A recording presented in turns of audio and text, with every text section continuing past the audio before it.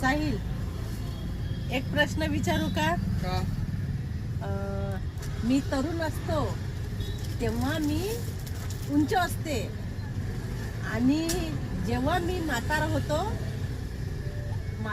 तेव्हा मी ठेंगणार. तर काय आहे सांग? जेव्हा मी तरुण असतो तेव्हा उंच असतो उंच असतो आणि मी म्हातारा होतो तेव्हा मी ठेंगणा होतो. तर काय असेल? सांग लवकर, सांग लवकर काय असेल? तर झाड.